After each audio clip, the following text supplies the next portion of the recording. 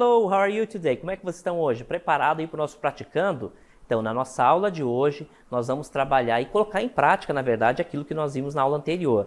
Né? Nós trabalhamos aí na aula anterior o seguinte tema, olha só. Nós trabalhamos, então, o passive voice, né? Só que no presente, né? Então, hoje nós vamos colocar em prática aí tudo aquilo que nós vimos na aula anterior. E já vamos logo, então, para a nossa primeira questão, né, de língua inglesa, que trata, então, do tema do passive voice. Olha só.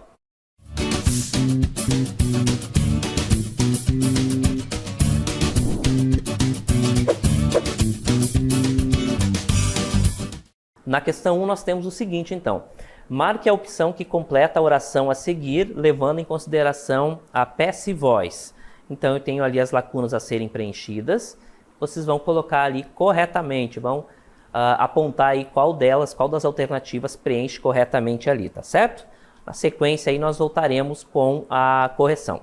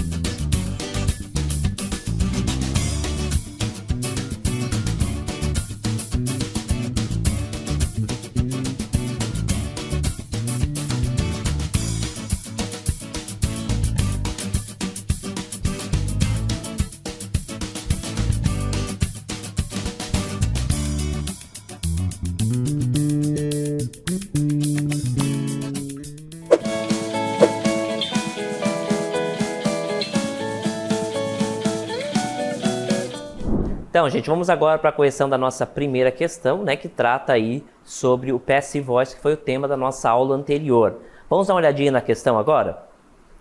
Então, marque a opção, né, que completa a oração a seguir, levando em consideração a passive voice. Então, nós temos aqui the house, aí aqui, né, lembrando a estrutura do passive voice, que é o verbo to be, né? Verbo to be, sempre conjugado no presente, tá? E mais o particípio.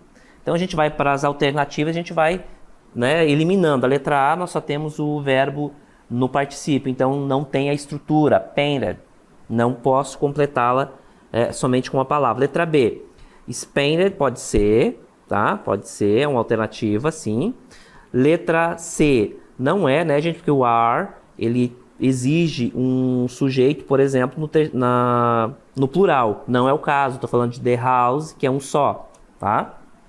Aí, are painting, esse verbo aqui, ele não está no particípio, ele está no gerúndio, indicando que a ação está acontecendo. Na forma do passive voice, eu não utilizo o verbo no gerúndio, e sim no particípio. Então, está descartada a letra D. Na letra E, nós temos paints, então, eu tenho aqui até o verbo to be conjugado corretamente, todavia eu não tenho um verbo conjugado aí no particípio, que inviabiliza a utilização dessa alternativa para preencher. Então a resposta correta vai ser mesmo letra B, que é exatamente o que eu vou mostrar para vocês agora essa resposta. Então, né, a resposta correta é mesmo letra B, e eu tenho o seguinte comentário, né? Para completar a lacuna corretamente, é necessário preencher com o verbo to be seguido o particípio. Nesse caso ali, né, is painted, que é a resposta correta, tá certo? A gente tem sempre que lembrar, então, além das características, das situações de uso, né, em que situações eu utilizo, então, o passive voice, é interessante lembrar sempre dessa estrutura, tá? Nesse caso, a estrutura exige o verbo to be conjugado na terceira pessoa, como por causa do sujeito, né? E um verbo no particípio. Tá certo? Vamos para a nossa segunda questão agora? Na nossa segunda questão, tá o seguinte: escolha a alternativa em que o uso do passive voice está sendo empregado de forma adequada. Então, nós temos aí 5 alternativas, tá? Vocês vão destacar, então, aquela que está no passive voice, está utilizando aí corretamente o passive voice, tá certo? Vocês terão, então, uns minutinhos para responder. Na sequência, nós voltamos com a correção.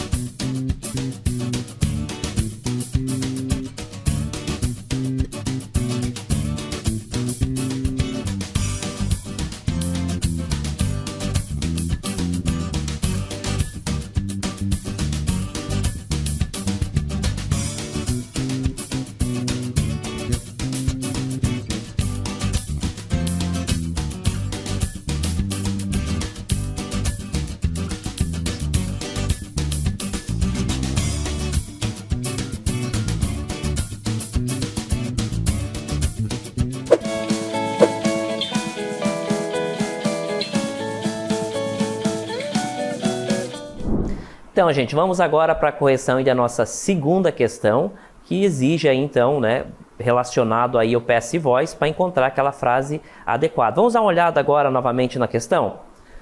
Então, é para escolher a alternativa, né, que está empregado ali a passive voice de forma adequada. A dica aqui nesse caso é vocês identificarem e pela estrutura, tá? Vai eliminando então, fazendo uso da estrutura, tendo como norte a estrutura. Na letra A nós já temos então o sujeito, né? Frase afirmativa assim, por característica iniciam com sujeito, é comum, é correto, né? Our planet então seria o sujeito.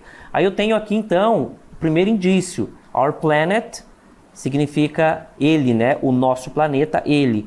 Então, o verbo to be conjugado corretamente. Aí, na sequência, eu tenho o verbo já conjugado aí no passado, no particípio. Ele é um verbo regular, inclusive. E aí, o complemento, mas isso não é importante. Então, na letra A, nós temos aí um forte candidato para ser a resposta correta. Na letra B, nós vamos olhar a estrutura. Ver se nós temos, olha só. Nós temos that house, que seria o sujeito, eu tenho o particípio do verbo aqui, mas eu não tenho, então, o verbo to be. Então, está descartada a letra B. Na letra C, eu tenho, então, o sujeito, Titanic, aí eu tenho o verbo to be sendo utilizado, mas eu não tenho particípio. Então, essa frase, ela não está na forma... não está na passive voice, né? Na letra D, eu tenho o sujeito, né? Our class, na verdade, nossa turma, nossa sala, né? Nossa classe.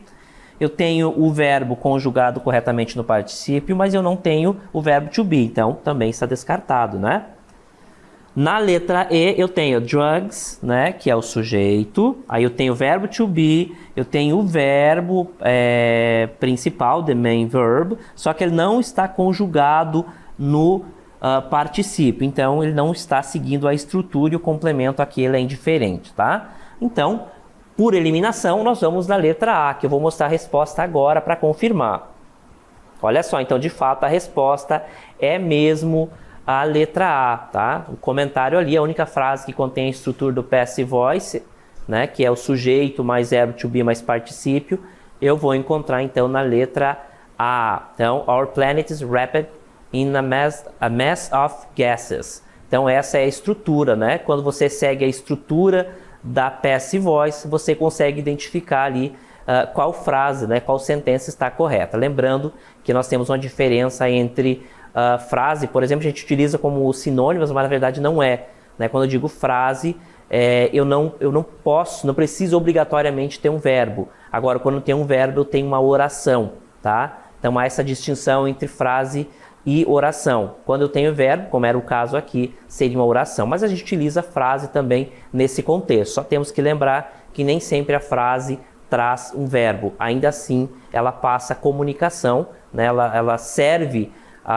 como um instrumento de passar determinada informação, mas ela não contém verbo. Então, essa distinção também é importante a gente comentar. Vamos para a nossa próxima questão, questão 3?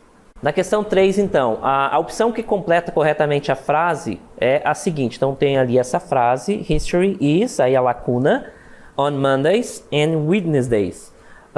Vocês devem preencher, então, encontrar ali qual é dessas alternativas a seguir, preenche corretamente aí esta lacuna, tá certo? Então, terão uns minutinhos aí para responder, na sequência nós voltaremos aí com a correção.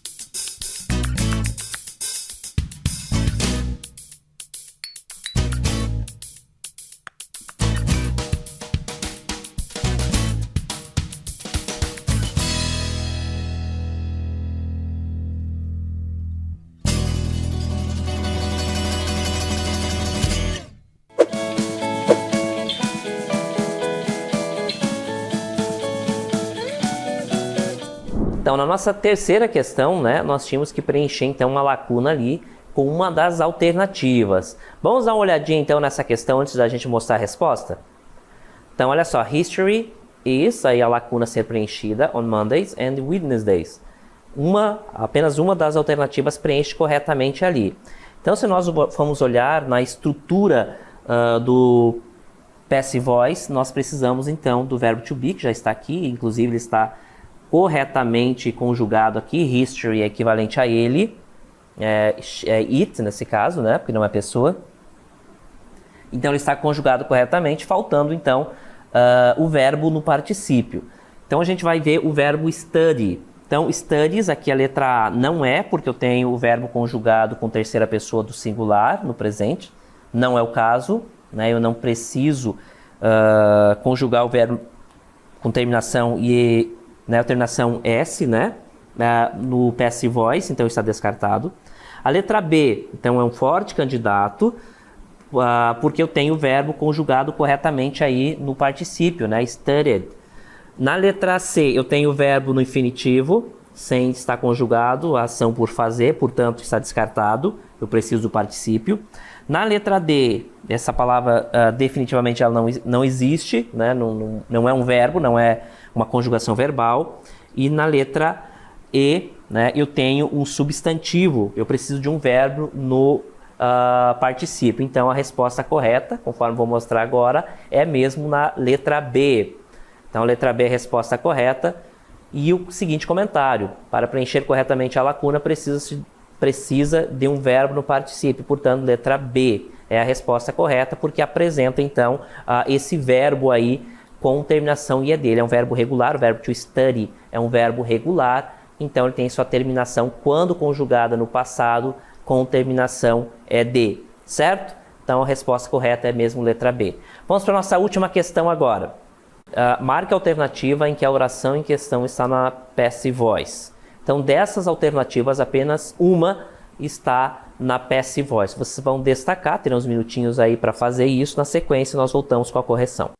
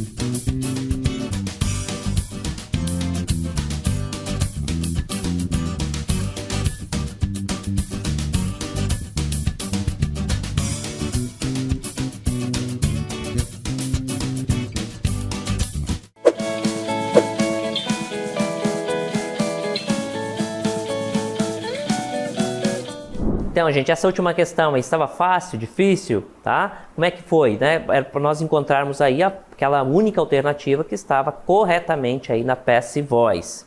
Vamos retornar para a questão rapidinho para nós olharmos e depois mostrarmos a resposta. Olha só.